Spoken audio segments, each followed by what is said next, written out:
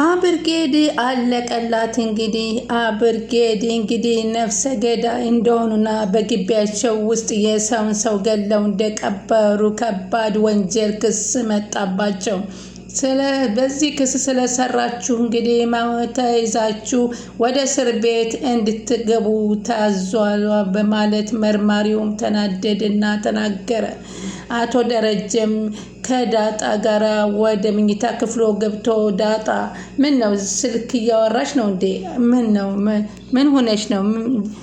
ማን ጋር እያወራሽ ነው? አንቺ እንደምታኮሪኛ ተስፋ እንደምትሰጭኝ አንዷ ልጄ ነሽ በማለት ከዚህ በኋላ አንቺ ትልቅ ነገር እጠብቃለሁኝ፣ ትልቅ ደረጃ ላይ እንድደርሽልኝ እፈልጋለሁኝ በማለት ይነግሯታል። እሺ አባዬ በማለት እሷም ትመልሳል።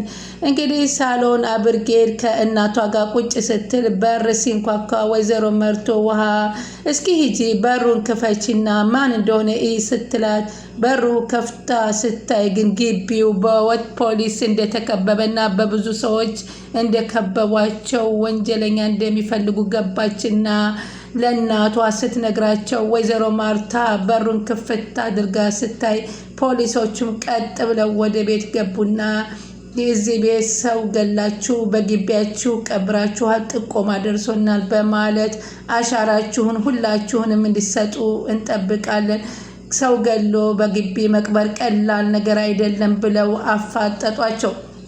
አቶ ደረጀም ከመኝታ ቤቱ መጣና ሳሎን ላይ ቁጭ አለና ከፖሊሶቹ ጋር የተፈጠረውን ነገር መነጋገር ጀመሩ። አብርጌር የሰራችውን ከባድ ነገር ክደው አረፉ። እነሱም በፍጹም ብትክዱ ሁላችሁም እያንዳንዳችሁ በአሻራችሁ እንደርስበታለን በማለት የሁላቸውንም አሻራ ይዘው እንግዲህ የዳጣንም የሁሉንም ከተቀበሉ በኋላ ለቀጣይ ስንፈልጋችሁ ትመጣላችሁ ወይም ትመጣላችሁ ወይም እንመጣለን በማለት እንግዲህ ከባድ ነገር ይፈጠራል። ከዚህ ግን እውነታው ከወጣ በማለት ሲሉ አቶ ደረጀም እዚህ ቤት አይደለም ነፍሰ ገዳይ ቀርቶ ዝንብ የሚገል ሰው የለም በማለት አቶ ደረጀ ይናገራሉ። በፍጹም ልናደርግ አንችልም፣ እናንተም ይህንን ጥርጣሬ ስለጠረጠራችሁ ዝም የሚላችሁ ይመስላችኋል እንዴ? በማለት ወኔው ሞቶ አቶ ደረጀ ተናገረ። አርጁን የሚባል ሰው በደጋጋም ክስ እንዳለበትና ልጄን እያስቸገራትና ከዚህም በፊት አሳስሬው ነበረ። አሁንም ሴታዊ ጥቃት ማን በሌለበት ወደ ቤት ኪችን ጠቅ ብሎ ገብቶ ሊጠቁማችሁ ፈልጋለሁ በማለት መርማሪውም አሁን ሌላ ክስ ስለቀረበባችሁ እናንተ ክስ ማቅረብ አትችሉም፣ መጀመሪያ መመስረት ነበረባችሁ ክሱን። ስለዚህ ልጅ ይህንን የግድያ ሙከራ የተደረገባት ከሆነ ለምን እስከዛሬ መታ አልከሰስክም ብለው አፋጠጡት። አቶ ደረጀም ድርቅ ብሎ ቀረ። አብርጌድም እየሮጠች ሂዳ ወይኔ ዛሬ ጉድ ያለቀብኝ በማለት በይኔ ቃልሽን ስጪ ስትባል ቃሏን ሁሉን ሰጠች። ወይዘሮ ማርታ ሰውነቷን እየተርገፈገፈ እያለ አብርጌድ በፍጹም ሰው አልገደለችም ስትል ለልጇ ወግና መሰከረችና ወይዘሮ ማርታ መርምረን እንደርስበታለን፣ የሰው ሕይወት እንደቀላል የሚታይበት አይደለም፣ ድመት ወይንም ውሻ አይደለም እኮ የገደላችሁት፣ ይህንን ነገር ግን በኋላ ተናግራችሁ ከህግ እጅ አታወርጡ በማለት ፖሊስ የሚፈልገው ማስረጃዎችን በሙሉ ከያዘ በኋላ እንግዲህ አቶ ደረጀም ፍጥጥ ብሎ ድርቅ ብሎ ቀረ። አብርጌድም እንግዲህ በቃ አለቀልኝ፣ አበቃልኝ፣ ከዚህ በኋላ አሳዝናለሁ፣ እድሜ ልኬን እስር ቤት መሆኑ በጣም ልብ ይሰብራል በማለት እጅጉን አዘነችና የምትገባበት ቀዳዳ ጠፋት። አባዬ ልጄ ትላለህ እንጂ ከሚያሳዝነው በላይ ለዳጣና ለናታል ብቻ ነው አንተ ማገዝ የምትችል። እኔ በፍጹም ከክፉ ነገር ጠብቀኝ አታውቅም። እኔ አንተ አባት ያለኝ እያልኩ እየኮራሁብህ ነበር አለችው። እስካሁንም እኮ ሬሳውን አንጠልጥዬ ያልሄድኩት ያንቺን ስህተት ለመደበቅ ነበር። አንቺ ይሄን ያህል ጊዜ አሁን አብረሽን ነው። እውነትሽ ከወጣ ደግሞ እድሜ ልክሽን ታስረሽ 15 ዓመት ታሰርሽ፣ ቅጣትሽን መቀበል አለብሽ ብለው ደመደሙ። ሰላም ውድ ቻናል ተከታታዮች ሰላማችሁ በያላችሁበት ይብዛል። ቻናላችን አዲስ የሆናችሁ ሰብስክራይብ፣ ላይክ፣ ሼር እያደረጋችሁ አበረታቱን። እንግዲህ በዛሬው ዕለት የአቶ ደረጀንና የሰላምንና የዳጣን የዲኤንኤ ምርመራ ወይዘሮ ማርታ አስመርምራ ለማየትና ጭንቁን በደረሱበት ሰዓት ግን ሲከፈት እውነታው ሌላ ሆኖ ተገኝቷል። ምክንያቱም እንግዲህ ናታል እንግዲህ ይህ ነገር በቤታቸው ውስጥ መፈጠር የለበትም በማለት እንግዲህ እሱ እናቲቱን ወይዘሮ ማርታን ተከታትሎ የእሱን ጥፍር ቆርጦ ቀይሮ የእሷን ጥፍር በኪሱ ውስጥ አስቀምጦ ቀይሮ ነበርና በዚህ የተነሳ አቶ ደረጀ መጨረሻ ሰዓት ላይ ሊናገሩ እየቃጣቸው እያለ ይቅርታ አድርግልኝ በማለት ተደመደመ። ይኸውም እንግዲህ የሰላም ልጅ ዳጣ እንዳልሆነች ተረጋገጠ። የሰላምና የዳጣ ጥፍር ተቆርጦ ወደ ዲኤንኤ ምርመራ ናሙና ታደርግ ሄደችው ናታል ግን ትልቅ ታሪክ ሰርቷል ማለት ነው። የቤተሰቡን እንግዲህ ሰላሙን ለመምጣት ሲል እንግዲህ ወደ መኝታ ቤቷ አስቀምጣ እጇን ልትታጠብ ወደ ስትሄድ እንግዲህ ቀስ ብሎ የራሱን ጥፍር ቆርጦ እንደቀየረባት የሚያሳይ ቪዲዮ ስናይ አቶ ደረጀም በጣም ሳልወልድህ ወለድከኝ ናታል፣ አንተ ያደረክልኝ ነገር ማንም አድርጎልኝ አያውቅም። የገዛ ልጄ ነውሬን ብርጌድ በአደባባይ ልትዘራው ልታወጣው ስትል አንተ ግን ሁሉን ነገር መስመር አስያዝክልኝ። አንተ በጣም አስተዋልና ልዩ ሰው ነህ። አንተን የወለዱ ቤተሰቦች ምን ያህል በፈጣሪያቸው የታደሉ ናቸው ብሎ መልካም ምኞቱንና የአባትነት ምርቃን መረቀው።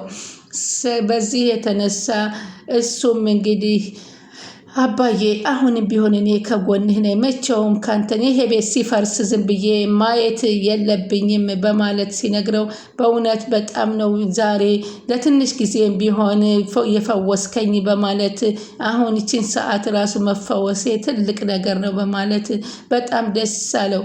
ወይዘሮ ማርታ የዲኤንኤ ናሙና ውጤት በናታል ተቀይሮ እንግዲህ አቶ ደረጀ ካለበት ጭንቀትና ፈጣሪውን ጸሎቴን ሰምተኸኛል፣ ጭንቀቴን አራግፈህልኛል፣ ዛሬ ነገሩ ተገለባብጦ እንዲስቅ አደረከኝ፣ የኔ ጭንቀትና ሀሳብ ቤት መቼም አያልቅም እያለ የተደናገጠ ባለበት ሰዓት ማርታም ባደረገችው የምርመራ ውጤት ሰላምና ዳጣ እናትና ልጅ እንዳልሆኑ ሲያውቅ እንዴት ዳጣ የሰላም ልጅ ካልሆነች ስህተቱ ከኔ ነው ወይንስ እሷ ምርመራ ባካሄድበት ላይ ያደረገችው ነገር ስህተት አለው በማለት እንግዲህ እሷም አብርጌድን ተከትዬ አንተን በመውቀሴና አንተን በመጠራጠሬ በማኩረፌ ብዙ ጊዜ ያን ያህል ብዙ መጥፎ ነገር ያሳየሁ በፊቴ ይቅርታ አድርግልኝ ደሬ፣ ከልብህ ይቅርታ አድርግልኝ፣ አዝናለሁ ደሬ አለችው።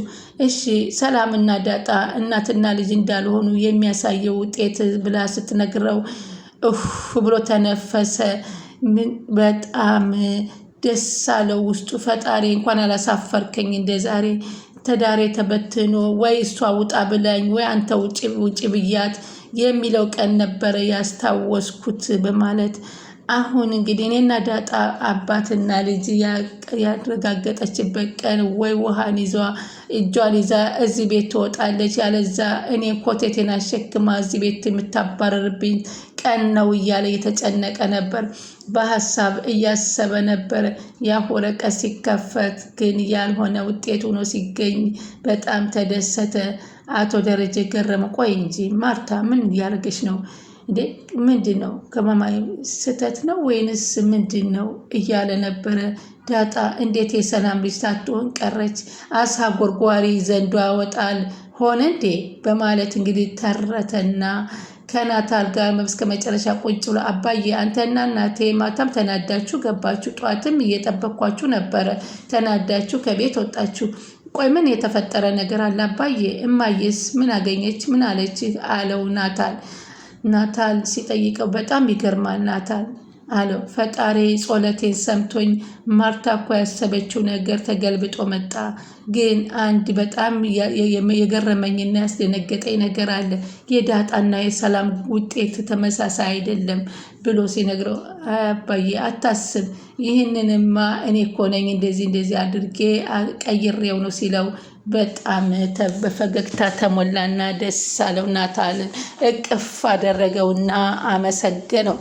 በጣም አባዬ ምንም ነገር አታስብ፣ አሁንም አንተም እኮ ወደህ አይደለም ይሄን ነገር ፈልጋ አይደለም ያደረግከው፣ ድንገት የተከሰተ ነው። የሰው ልጅ አንዴ ይሳሳታል፣ ተሳስተህ ነው።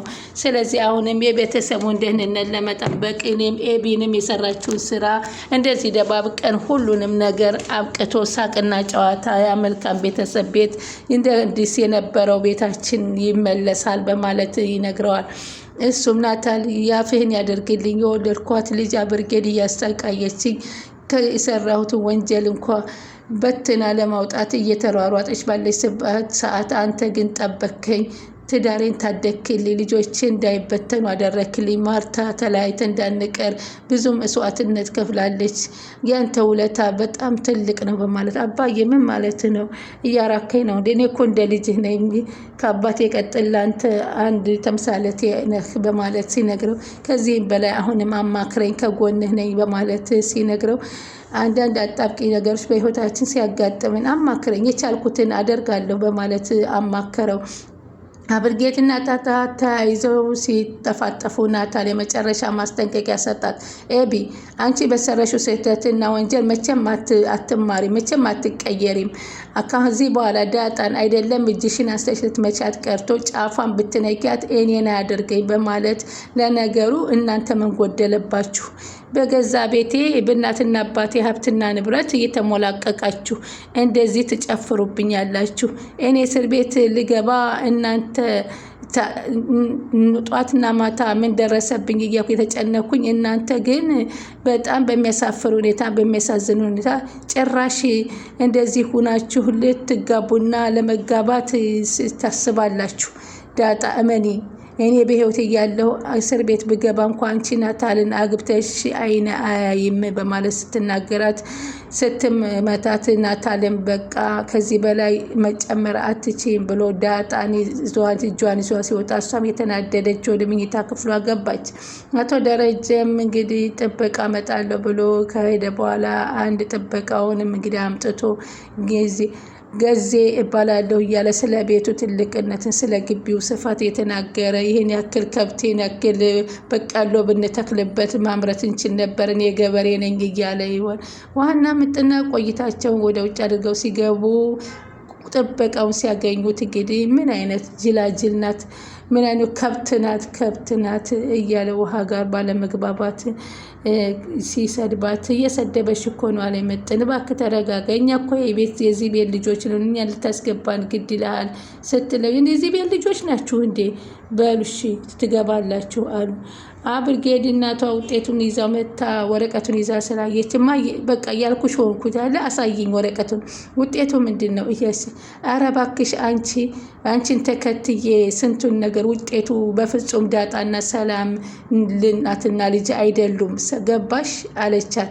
እውነት አባዬ ነው አባቷ። እንደውም እንዴት እንዴ አባዬ በባቷን ከዚህ በፊት አባቷ እንዳለመሆኑ አንቺ ቼክ አድርገሽ የለም እንዴ ዲኤንኤ አስመርምሪያቸው ብለሽ የለም እንኳን አይደለም ይሄ ገና ህፃኑም የነሱ ነው ስትል ጭራሽ ደግሞ ጨቅላውንም ላይ አንጠልጥዬ ሆስፒታል እንደወስድልሽ ነው የምትፈልጊው አለቻትና በጣም እንግዲህ ወደ እኔ አንቺን ተከትዬ አታደርጊም አትባይም በቃሽ። እንደው ብርጌድ እኮ ያለሽ አንቺ ያወጣልሽን ትርጉሙን ታውቂዋለሽ። ደስታዬ መከታዬ የአባት ደስታ እንደማለት ነበር። አንቺ ግን እንኳን ልታስደስተሽው ትርጉሙንም አይገበሽም።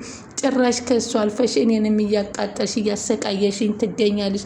አባትሽም ተሰቃየ ባንቺ። የአባት እርግማን ደግሞ ከየትም አያደርስም። አስቢ ከዚህ በፊት መጥተው ደግሞ ማንቆርትሽን መጥተው ይዘው ሄዳሉ እያልኩ በፍርሃት በአንቺ ንግግር ምክንያት ከደረጃ ጋር አጣልተሽ ነበር። ከዚህ በኋላ ስለ እንደዚህ አይነት ጉዳይ ብታነሺ እኔው ራሴ ሲጥል ማደርግሽ ነግሬሻለሁ በማለት ይህን እያወሩ እያዩ አርጁን እንግዲህ ስልክ ደውሎ ለኤቢ ደጋግሞ አንቺ እኔን የማፈልጊኝ ከሆነ ከግቢ ፖሊስ ይዤልሽ ነው የምመጣው በማለት አስጠነቀቃት። ያገታችሁትን ጓደኛዬን እንግዲህ የማታቀርቢ ከሆነ ዛሬ ፖሊስ ይዤ እመጣለሁ ብሎ አርጁን እንደፎከረው እንግዲህ በግቢያቸው ፖሊስ ይዞ መጥቶ ግቢያቸውን እንግዲህ አጥለቅልቆታል። እንግዲህ ቀጣዩን እስከምንገናኝ ሰላማችሁ በያላችሁበት ይብዛልኝ። ቻናሉን ሰብስክራይብ፣ ላይክ እያደረጋችሁ አበረታቱ። ስለምትከታተሉኝ ከልብ አመሰግናለሁ።